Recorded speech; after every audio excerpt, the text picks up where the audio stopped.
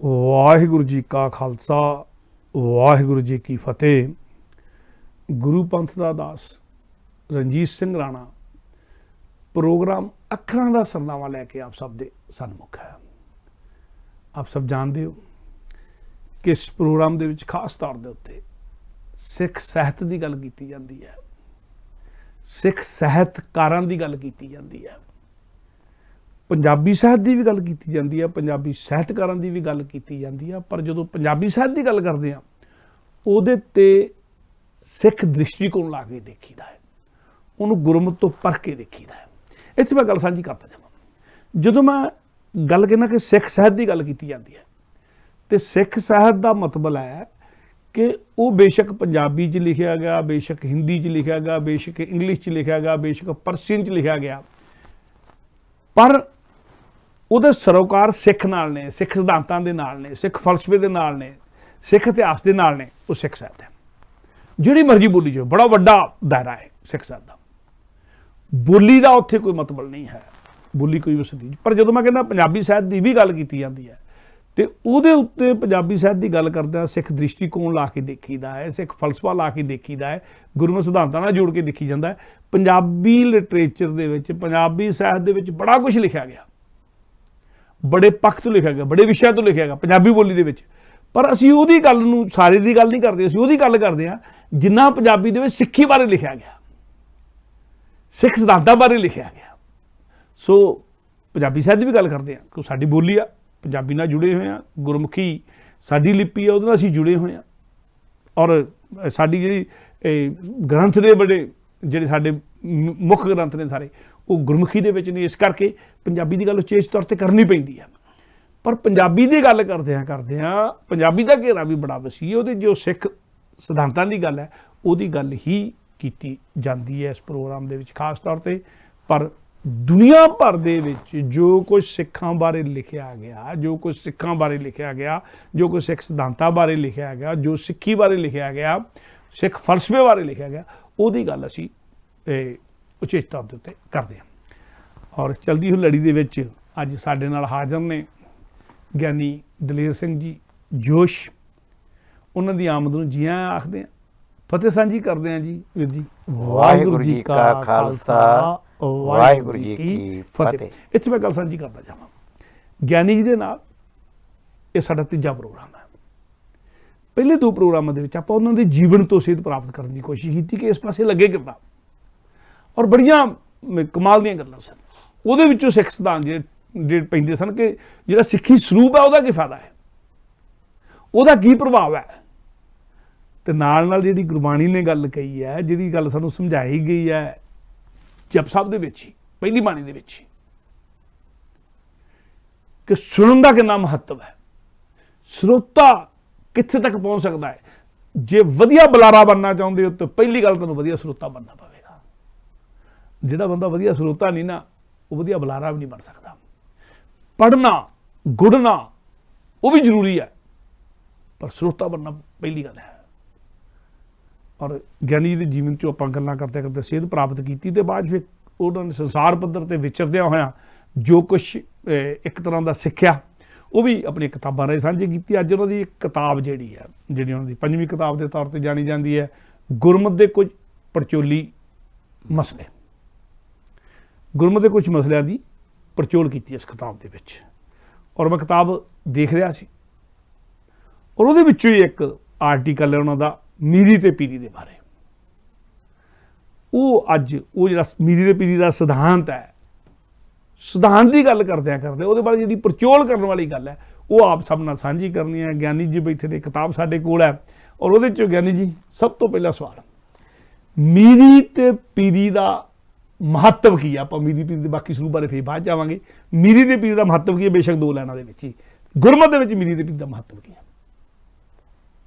जो आप जी का सवाल है हाँ जी, बहुत ही अच्छा हैगा जी।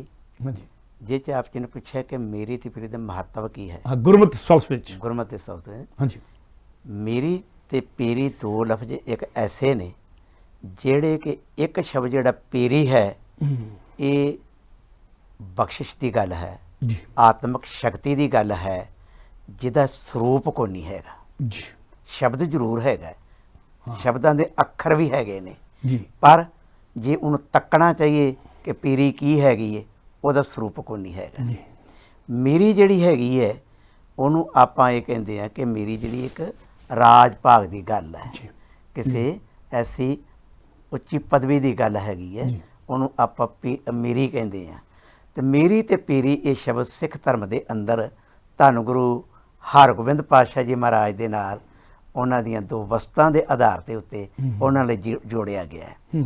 ਇਸ ਪੁਸਤਕ ਵਿੱਚ ਜੋ ਆਪ ਜੀ ਇਸ ਪ੍ਰਕਰਨ ਨੂੰ ਪੜ੍ਹ ਕੇ ਤੇ ਮੈਨੂੰ ਪੁੱਛਣਾ ਚਾਹਿਆ ਹੈ, ਉਹ ਸਵਾਲ ਕੀ ਹੈ ਵੇਖਿਆ ਆਪ ਜੀ ਨੇ? ਹਾਂਜੀ ਹਾਂਜੀ ਉਹ ਸਵਾਲ ਇਹ ਹੈ ਕਿ ਮੀਰੀ ਅਤੇ ਪੀਰੀ ਜੀ ਜਿਹੜੀ ਕਿ ਪੀਰੀ ਸ਼ਬਦ ਹੈ, ਕੀ ਉਹ ਮੀਰੀ ਵਰਗਾ ਜਿਹੜਾ ਮੀਰੀ ਸ਼ਬਦ ਹੈ ਕੀ ਉਹ ਪੀਰੀ ਵਰਗਾ ਸਰੂਪ ਹੈ, ਸਰਗੁਣ ਰੂਪ ਹੈ ਜਿਹੜਾ ਕਿ?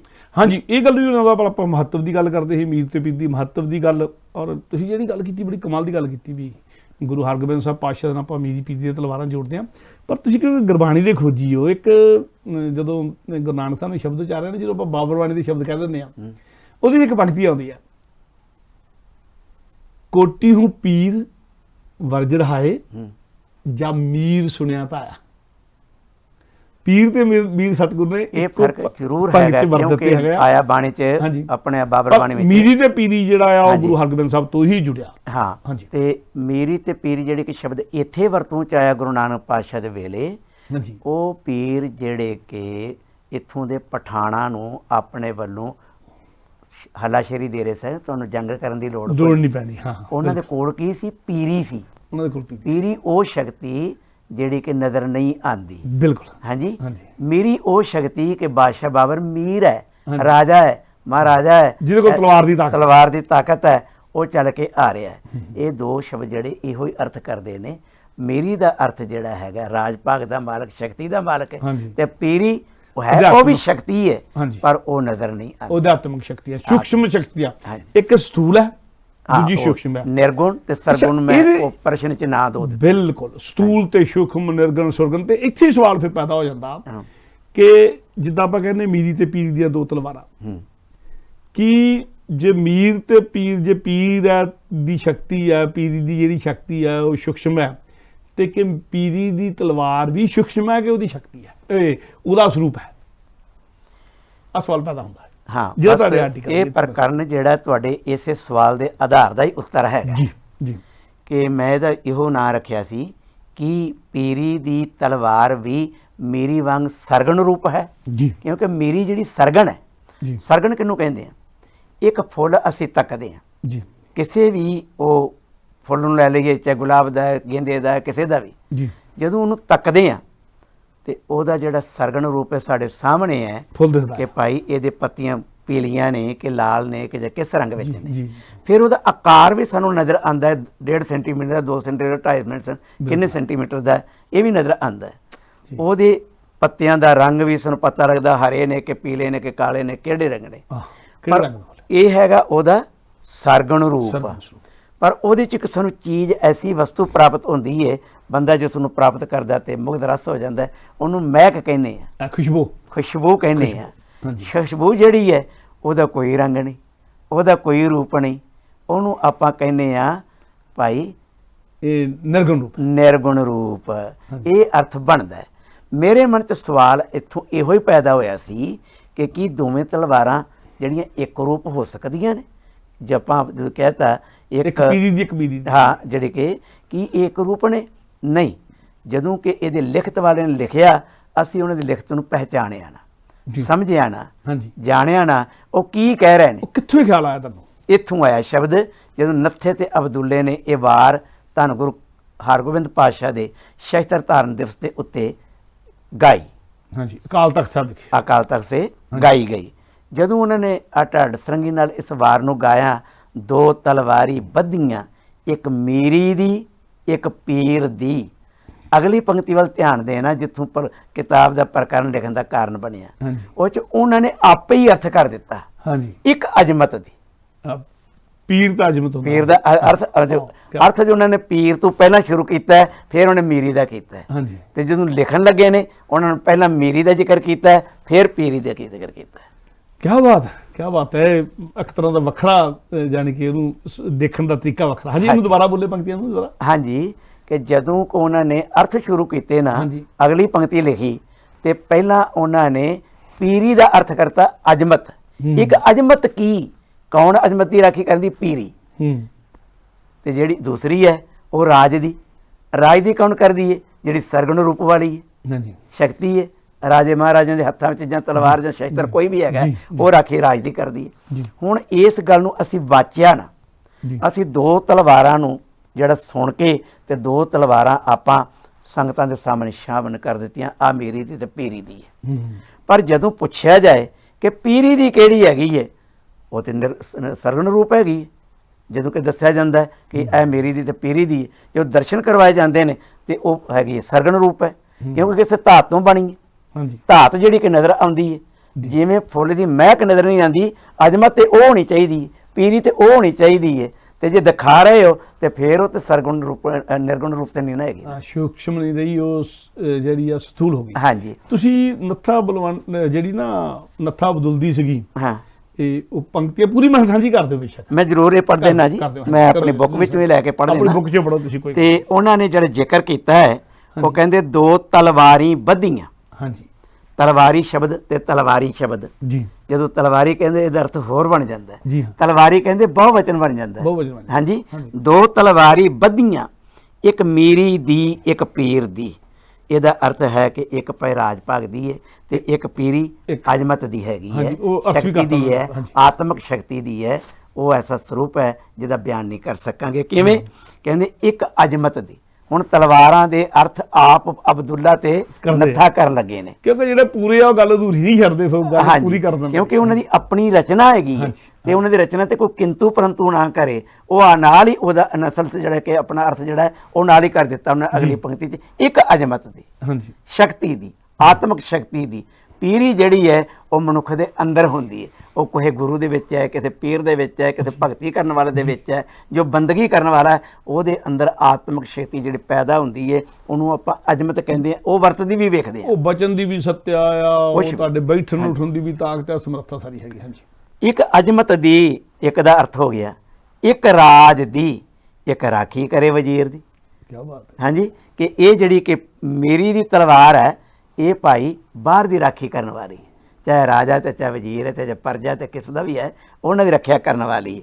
ਉਹਨਾਂ ਅੱਗੇ ਕੀਤਾ ਹਿੰਮਤ ਬਾਹਾਂ ਕੋਟ ਗੜ, ਦਰਵਾਜ਼ਾ ਬਲਖ ਬਖੀਰ ਦੀ, ਨਾਲ ਸਿਪਾਹੀ ਨੀਲ ਨਲ, ਮਾਰ ਦੁਸ਼ਟਾਂ ਕਰੇ ਤਗੀਰ ਦੀ, ਪੱਗ ਤੇਰੀ ਕੀ ਜਾਗੀਰ। ਇਹਦੇ ਅਰਥ ਕਰ ਦਿਓਗੇ? ਮੈਂ ਕਿਹਾ ਆਮ ਲੋਕਾਂ ਤੋਂ ਇਹਨਾਂ ਦੇ ਅਰਥਾਂ ਦਾ ਵੀ ਨਹੀਂ ਪਤਾ ਹੋਣਾ ਪੰਕਤੀਆਂ ਦੇ, ਜੇ ਕਰ ਦਿਓ ਥੋੜਾ ਜਿਹਾ। ਬਸ ਇਹਦਾ ਵਿਸਰਾਮ ਜਿਹੜਾ ਹੈ ਉਹ ਦੇ ਦਿੱਤਾ ਤੇ ਅਰਥ ਸਦਾ ਠੀਕ ਹੋ ਜਾਏਗਾ। ਪੱਗ ਤੇਰੀ ਕੀ ਜਾਗੀਰ, ਸਾਰੇ ਦੇ ਕਰ ਦਿਓ ਬੇਸ਼ੱਕ, ਨਾਲ ਨੀਲ ਵੀ ਕਰ ਸਾਰਾ ਕਰ ਦਿਓ ਥੋੜਾ ਜਿਹਾ। ਹਿੰਮਤ ਬਾਹਾਂ ਕੋਟ ਗੜ, ਦਰਵਾਜ਼ਾ ਬਲਖ ਬਖੀਰ ਦੀ, ਨਾਲ ਸਿਪਾਹੀ ਨੀਲ ਨਲ, ਮਾਰ ਦੁਸ਼ਟਾਂ ਕਰੇ ਤਗੀਰ ਦੀ, ਪੱਗ ਤੇਰੀ ਕੀ ਜਾਗੀਰ ਦੀ।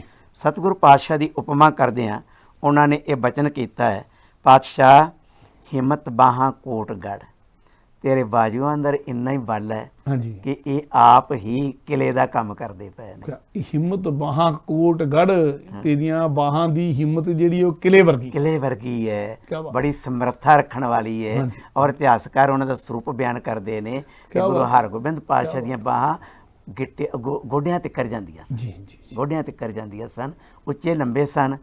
ते जे आपां उन्हां दे शरीर दे दर्शन करने होण ते उन्हां दा चोला पिया है ਜਿਹੜੀ ਕਿ ਭਾਈ ਨਗਰ ਹੈ ਜਿਹੜਾ, ਹਾਂਜੀ ਹਾਂ, ਤੇ ਉਸ ਨਗਰ ਵਿੱਚ 52 ਕਲੀਆਂ ਦਾ ਕੋਲਾ ਪਿਆ ਹੈਗਾ ਤੇ ਆਪਾਂ ਦੇਖ ਸਕਦੇ ਹਾਂ ਉਹਦੀ ਲੰਬਾਈ ਕਿੰਨੀ ਹੈ, ਉਹਦੀ ਛਾਤੀ ਕਿੰਨੀ ਚੌੜੀ ਉਹਨਾਂ ਰੱਖੀ ਹੈ। ਹਾਂਜੀ, ਬਾਹਾਂ ਦੀ ਲੈਂਥ ਤੋਂ ਪਤਾ ਲੱਗਦਾ ਹੈ ਕਿ ਭਾਈ ਪਹਿਨਣ ਵਾਲੇ ਫਿਰ ਏਡੇ ਕਿੱਡੇ ਵੱਡੇ ਬਹਾਦਰ ਹੋਣਗੇ। ਤੇ ਜਿਹੜੀ ਉਹਨਾਂ ਨੂੰ ਵੇਖ ਕੇ ਗੱਲ ਸਾਡੇ ਤੱਕ ਪਹੁੰਚਾ ਦਿੱਤੀ ਹੈ, ਇਹ ਤੇ ਉਸੇ ਚੋਲੇ ਦੇ ਅਰਥ ਕਰੀ ਜਾ ਰਹੀ। ਹਿੰਮਤ ਬਾਹਾਂ ਕੋਟ ਗੜ, ਹਾਂਜੀ, ਕਿ ਇੱਕ ਤੇ ਲੰਬੀਆਂ ਬਾਹਾਂ ਨੇ, एक किले का बहुत मजबूती वालियां ने।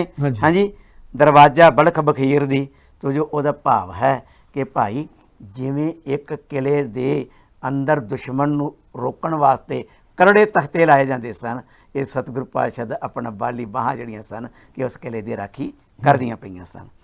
इधर नाल सिपाही नील नल, ਸਤਿਗੁਰੂ ਪਾਤਸ਼ਾਹ ਦੀ ਤਾਕਤ ਜਿਹੜੀ ਹੈ ਨਾ ਉਹਦਾ ਅੰਦਾਜ਼ਾ ਨਹੀਂ ਲਾਇਆ ਜਾ ਸਕਦਾ, ਕਿਉਂਕਿ ਗਿਣਤੀ ਜਿਹੜੀ ਹੈ ਆਪਾਂ ਵੇਖਦੇ 100 ਹੈ, 1000 ਹੈ, ਤੇ 100 ਜੇ 1000 ਹੋਵੇ ਤੇ ਲੱਖ ਬਣ ਜਾਂਦਾ, ਲੱਖ ਹੋਵੇ 100 ਤੇ ਫਿਰ ਕੀ ਬਣ ਜਾਂਦਾ, ਕਰੋੜ ਬਣ ਜਾਂਦਾ, 100 ਕਰੋੜ ਹੋਵੇ ਤੇ ਫਿਰ ਕੀ ਬਣਦਾ ਭਾਈ, ਉਹ ਨੀਲ ਬਣ ਜਾਂਦਾ, ਫਿਰ ਪਦਮ ਬਣ ਜਾਂਦਾ, ਫਿਰ ਇਸ ਤਰ੍ਹਾਂ ਕਿ ਉਹਦੀ ਗਿਣਤੀ ਵੱਧਦੀ ਜਾਂਦੀ। ਪਰ ਸਾਹਿਬ ਗੁਰੂ ਹਰਗੋਬਿੰਦ ਪਾਤਸ਼ਾਹ ਜੀ ਮਹਾਰਾਜ ਉਹ ਇੰਨੇ ਬਲੀ ਨੇ ਕਿ ਅਨੇਕ ਸੂਰਮਿਆਂ ਦਾ ਮੁਕਾਬਲਾ ਕਰਨ ਵਾਲੇ ਨੇ।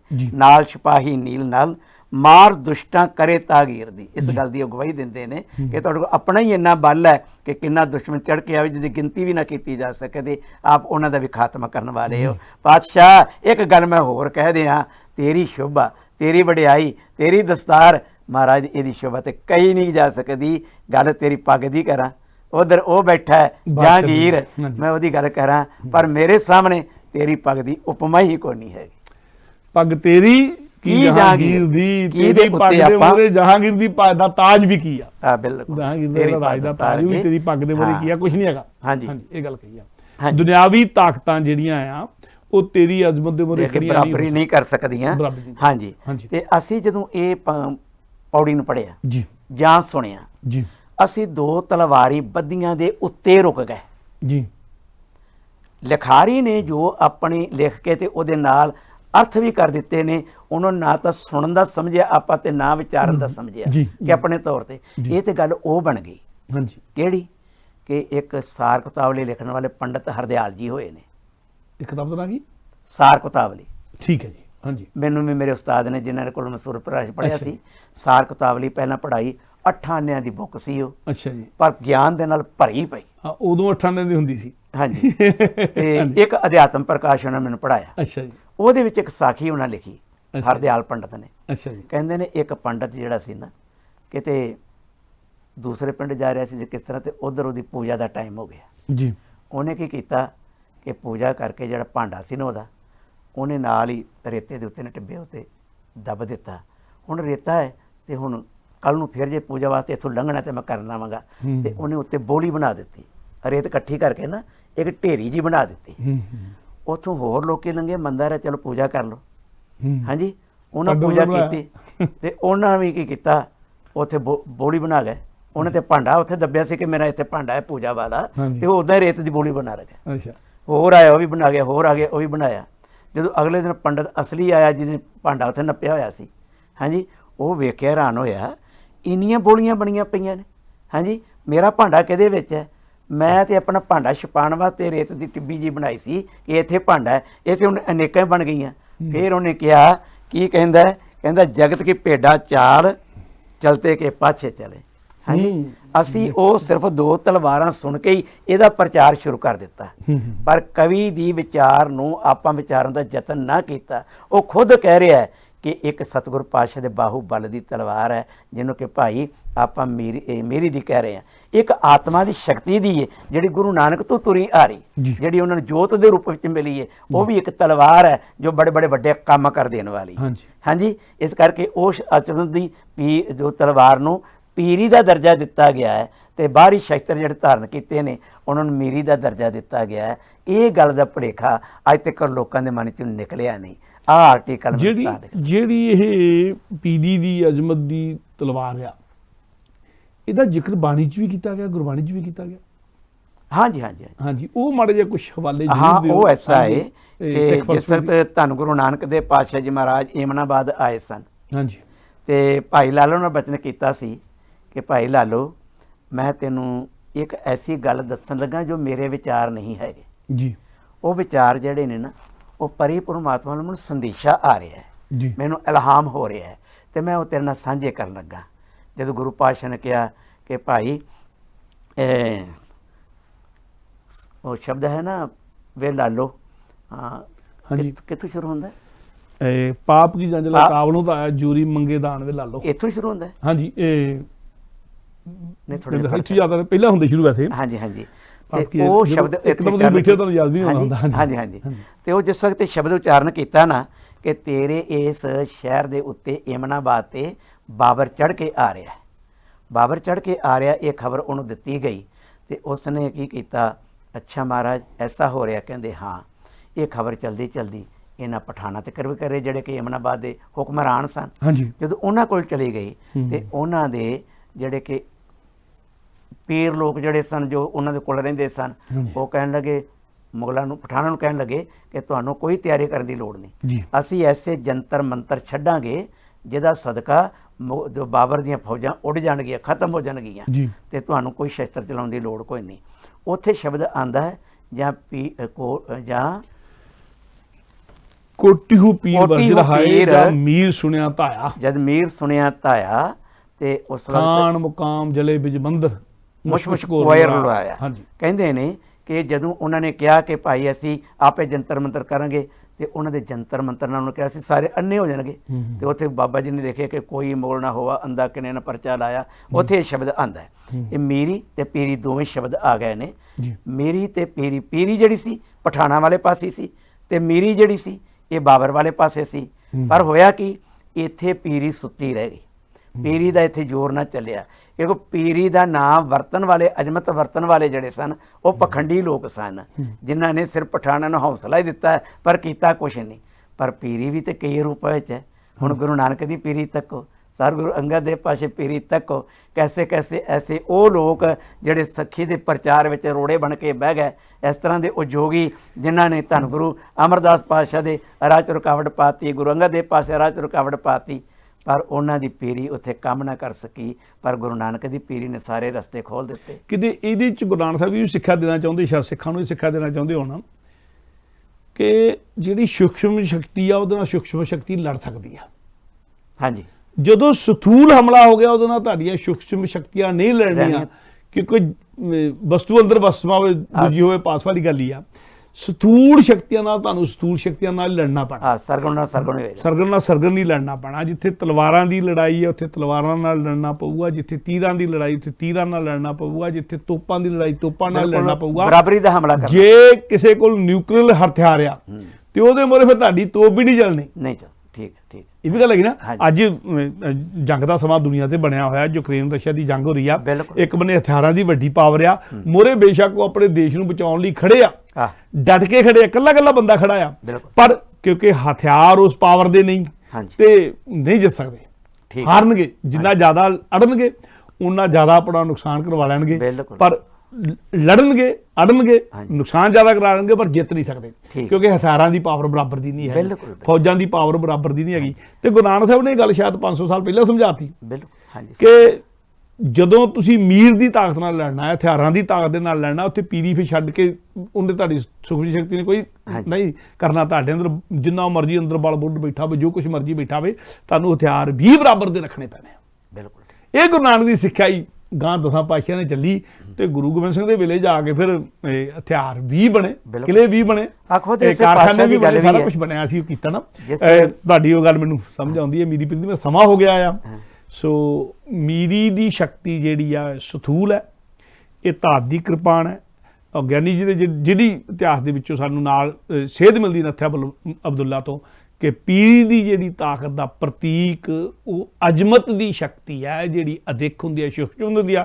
ਪਰ ਜਦੋਂ ਦੁਨੀਆ ਦੇ ਸਾਹਮਣੇ ਗੱਲ ਕਰਨੀ ਹੈ, ਜਿੱਦਾਂ ਆਪਾਂ ਅੱਖਰਾਂ ਦਾ ਨਵਾਂ ਪ੍ਰੋਗਰਾਮ ਕਰ ਰਹੇ ਹਾਂ, ਇਹ ਗੱਲ ਬੇਸ਼ੱਕ ਫਲਸਫੇ ਦੀ ਕਰਨੀ ਹੈ, ਪਰ ਅੱਖਰਾਂ ਰਾਹੀਂ ਹੀ ਕਰਨੀ ਪੈਂਦੀ ਹੈ। ਫਲਸਫਾ ਜਿਹੜਾ ਅਦਿੱਖ ਹੁੰਦਾ ਹੈ, ਅੱਖਰ ਦਿਸਦੇ ਹੁੰਦੇ ਨੇ। ਸੋ ਅੱਖਰਾਂ ਦਾ ਸਰਨਾਵਾ ਦਾ ਮਰਤਬਾ ਵੀ ਫਲਸਫਾ ਹੀ ਹੈ। ਇੱਦਾਂ ਜਦੋਂ ਕਿਰਪਾਨਾਂ ਦਿਖਾਈਆਂ ਜਾਂਦੀਆਂ, ਪਰ ਬੇਸ਼ੱਕ ਦਿਖਾਈਆਂ ਬਾਹਰ ਜਾਂਦੀਆਂ ਨੇ, ਪਰ ਇੱਕ ਅੰਦਰ ਦੀ ਕਿਰਪਾਨ ਹੈ, ਗਿਆਨ ਖੜਗ ਜਿਹਨੂੰ ਆਪਾਂ ਕਹਿ ਦਿੰਦੇ ਹਾਂ, ਅਖਰੀ ਗਿਆਨ ਗੀਤ ਗੁਣਗਾ। ਹਾਂਜੀ। ਤੇ ਦੂਜੀ ਬਾਹਰ ਦੀ ਕਿਰਪਾਨ ਹੈ ਜਿਹੜੀ ਜੰਗ ਦੇ ਮੈਦਾਨ 'ਚ ਕੰਮ ਵੀ ਆਉਂਦੀ ਹੈ। ਗਿਆਨੀ ਜੀ ਤੁਹਾਡਾ ਬਹੁਤ ਬਹੁਤ ਧੰਨਵਾਦ, ਹਿਰਦੇ ਤੋਂ ਧੰਨਵਾਦ। ਸੰਗਤ ਨੂੰ ਮੇਰੀ ਬੇਨਤੀ ਹੈ ਕਿ ਜੁੜੇ ਰਹੋ ਔਰ ਆਪਾਂ ਜੁੜ ਮਿਲ ਕੇ ਸਿੱਖ ਇਤਿਹਾਸ ਦੀਆਂ, ਸਿੱਖ ਫਲਸਫੇ ਦੀਆਂ, ਗੁਰਮਤਿ ਦ੍ਰਿਸ਼ਟੀਕੋਣ ਦੀਆਂ ਗੱਲਾਂ ਕਰਨੀਆਂ ਜੀ। ਆਓ ਫਤਿਹ ਸਾਂਝੀ ਕਰੀਏ। ਵਾਹਿਗੁਰੂ ਜੀ ਕਾ ਖਾਲਸਾ, ਵਾਹਿਗੁਰੂ ਜੀ ਕੀ ਫਤਿਹ।